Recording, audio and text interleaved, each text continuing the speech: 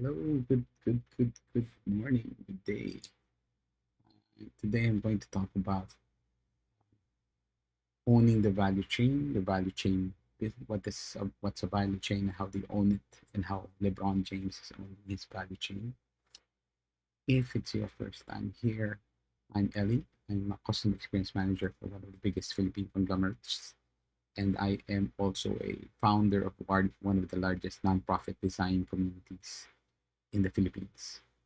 And these are my daily notes, personal reflections with the 100-day video challenge.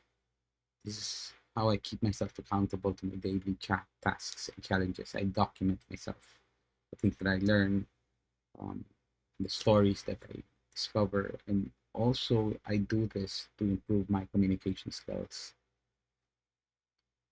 It's really great when you watch yourself when you watch yourself communicate, see where you're making mistakes, or pauses, and how you can improve the way you say things, the way you structure ideas so they have more impact. And doing this daily video challenge allows me to practice that and improve.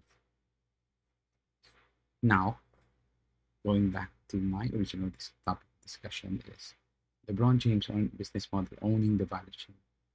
This came from this when I woke up early this morning. I came up upon this video by Athletic Interest. Let me show you how it starts. And it's quite interesting. At the age of 18, LeBron James turned down a life-changing check of 10 million US dollars to sign with Reebok and returned to high school the next day. As for who he signed for, the company that offered significantly less, Nike, a deal LeBron later would call the best business decision I've ever made. Though only 18, this decision would act as a precedent for LeBron James' future business ventures. To put long-term legacy over short-term gains. A strategy that would lead him to a business portfolio of some of the fastest growing companies in the world and reshape the way sports media work. This is the story of how LeBron James went from the projects of Akron, Ohio, to developing the strongest athlete value chain in all of sports. So it's a nice intro. One of the things I've been reading about is Wired for Story. It's a book. It's a very good book, Wired for Story. Wired for Story. For Story is a good book that I've been reading and rereading. And one of the key points that they teach there is how to grab the reader, to hook the reader. And this particular video is also nice. Is that it hooks me? It hooked me when I first saw it. Imagine that. Why did LeBron James, famous athlete, decide to turn down $10 million deal back in high school and go after Nike?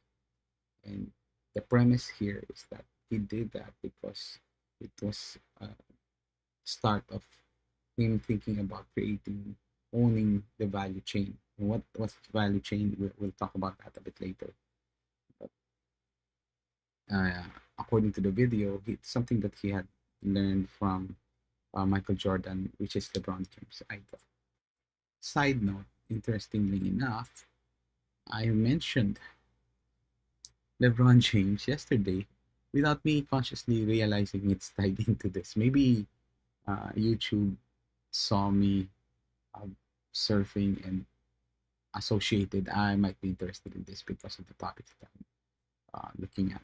And one of the things I was thinking about yesterday is about super athletes like um, LeBron James. So LeBron James ties into what I'm reading in exactly in the other book, Rise of Superman. This book by Stephen Kotler talks about athletic performance and how do they do that because they are able to achieve their um, flow state, the psychological state of flow instantly, and that gives them bliss, and they're able to perform at a higher level. And what differentiates them is they're instantly able to regularly get to the state of flow and beat their previous capabilities and go beyond what seemingly ordinary human beings can do, which is first person that came to my mind was LeBron James. And I guess while I was researching yesterday, YouTube thought, they might want to see this video by LeBron James. And I did. It was quite interesting. Now, this jumped me now to this discussion. My other thoughts also on business and creating a business model, on business models. Um, so that made me look at what the heck is a uh, value chain.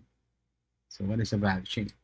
I'm familiar with value chain, but it's good that I revisit this because my familiarity with value chain stems from the fact that I one of the things I regularly teach is design thinking, and part of design thinking, I often match it with service design blueprinting. Now, service design blueprinting is a way to map. So how does it work? We normally identify a persona in service design, uh, and you map the journey of that persona, the customer's journey. What in terms of what are the different touch points that they encounter for your brand. So we that set, look at all those touch points and look at each touch point. How do they feel? What's the experience like for each touch point? For you to understand how to better improve the touch points, there is something at the back end behind the scenes. And the analogy here is if you were watching stage play, what people see, the customers see, are only in the stage, what's in the stage. There are a lot of things happening at the backstage that contribute to your experience in the front stage, but you don't see it anymore as a customer. So that is partly related to service blueprinting, which is service blueprinting. One of the key things that we can improve is to improve value chain, the value created the back end. There's a process called value chain um, optimization, which is a Six Sigma concept, which I should take notes of actually. Six Sigma value stream. Yeah, there you go. Value stream mapping. So value stream mapping that made me think about value chain as well. But it looks like it's a different concept entirely. This is the stream of value and how to optimize it. Let's see, value chain. Let's go to some value chain. What is a value chain? I need some highlights. Is a business. Oh yeah, this is different. It's a business model that describes a full range of activities needed to create a product or service. Oh, it's related. For companies that produce goods, a value chain comprises steps that involve bringing a product from conception to distribution and everything in between, such as procuring raw materials, manufacturing functions, and marketing activities. For the conglomerate I worked with, I was able to visit some of the plants and I was able to see the processes at the back end. It just makes me aware of that. We realize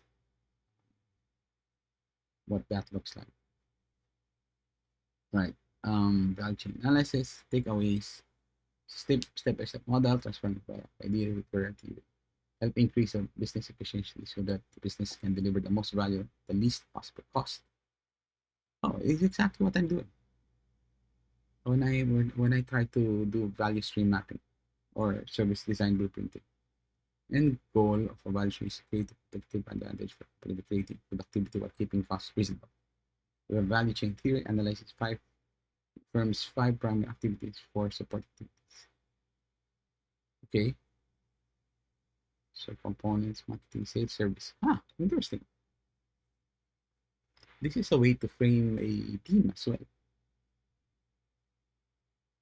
So if you're a design team, what's a value stream for a design team?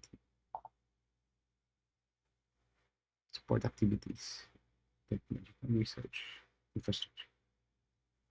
Examples of value chain. Yeah, I highlighted this quite a bit, and I'm going to read it later, analyze it a bit more. But the example case study that they put here is Starbucks. What does Starbucks do?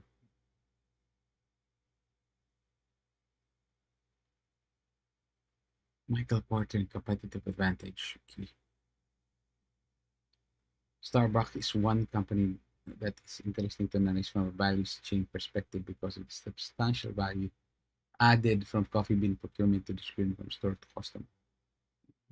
Interesting. I like this as well.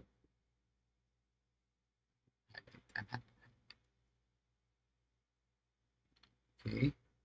So what does um, Starbucks do to illustrate further understand the value chain?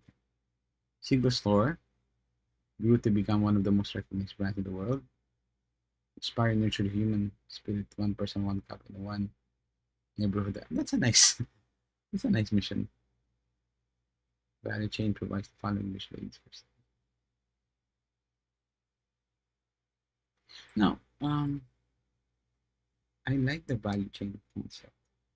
I can't relate. I always relate it to my work, which is service blueprinting, customer experience design. So my my alert things that I'm wary of is sometimes you're optimizing the wrong thing. It's not necessarily creating better experiences for customers. So you could be optimizing and wasting resource towards optimizing something, but it's not adding real value to the customer at the end state. So we have to be aware of it doesn't always mean well, it might mean that if you're optimizing something, it can improve the end state. But in terms of allocation of resources and where do you invest that have the biggest impact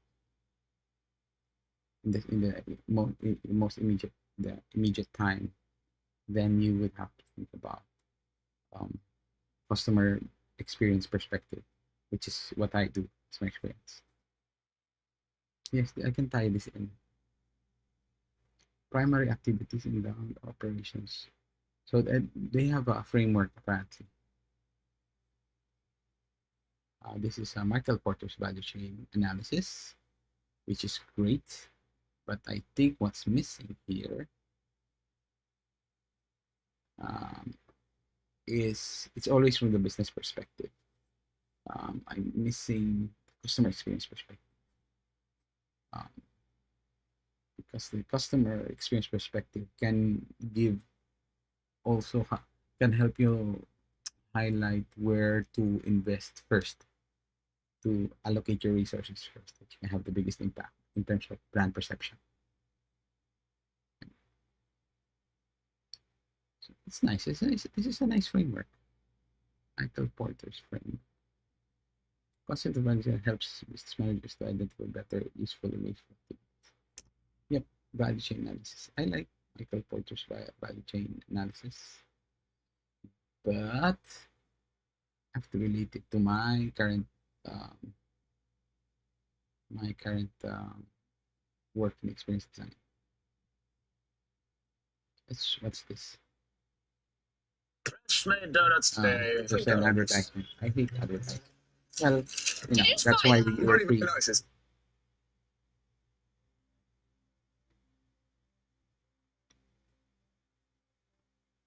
A value chain is a series of activities that add value to a product during every step of production. A business has primary activities that relate directly to the creation of goods and services, and support activities that enhance efficiency. Starbucks is a good example of how these ideas can be successfully applied. Starbucks's primary activities begin with inbound logistics, which requires selecting the best coffee beans from producers in Latin America, Africa, and Asia. Which reminds me, I could have coffee. I want some coffee. It operates more than 21,000 direct or licensed stores in 65 countries. It sells most of its products in its stores. It invests more in superior quality products and services than marketing. but supports new offerings through store samplings. Starbucks' support activities require its infrastructure departments to keep its stores operational. Generous benefits and incentives motivate its dedicated workers. Starbucks uses technology to connect to its customers. It offers unlimited Wi-Fi to turn stores into makeshift offices and accepts customer feedback and questions through digital platforms. That's nice. It's a nice case study. Thank you, Investopedia. Yes, I learned something today.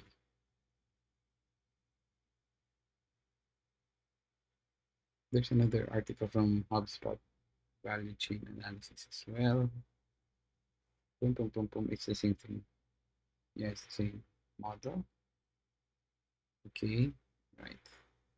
There's another one from Amazon that I was looking at. So they're also using, yeah, they're using Michael Porter's value chain analysis. How Amazon has changed the face of retail foods. Bold supply chain structure.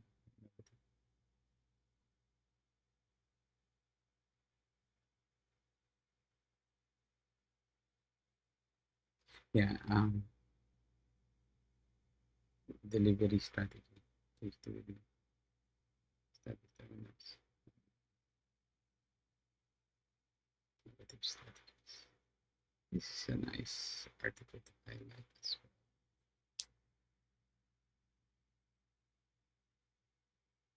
Find the question. What else can you change here? Amazon delivery strategy. So, Amazon value chain. So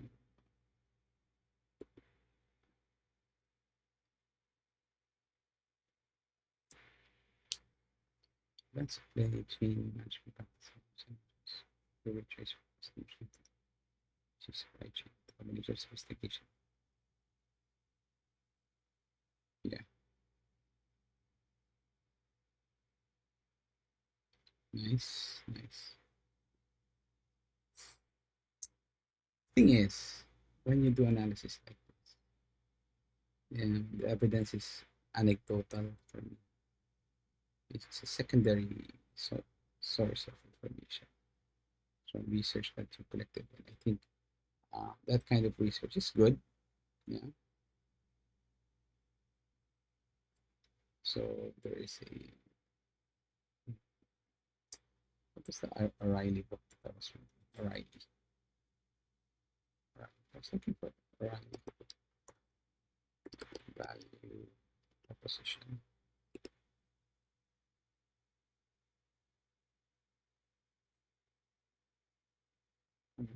I did not see it because it's behind the paywall. Value proposition design. The way they're understanding customers, the way they're conducting research is from the data detective perspective.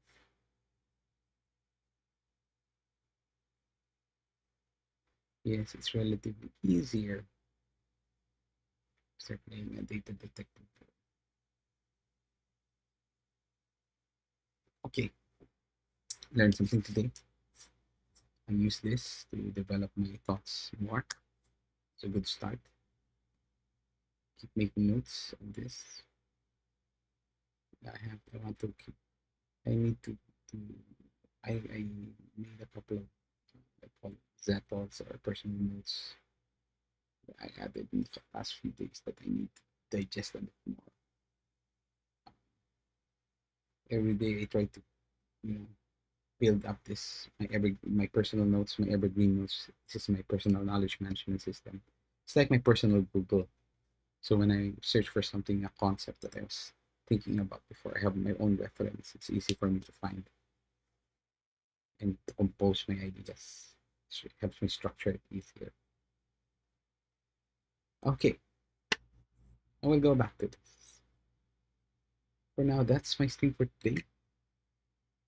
Thank you, future you, future Ellie. So one of the should put that as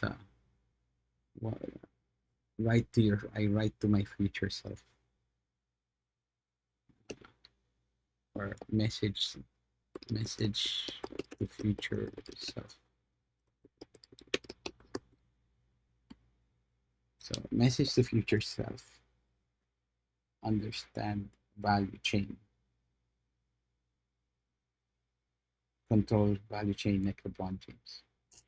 That's my message to you, future Ellie. Okay. Bye bye.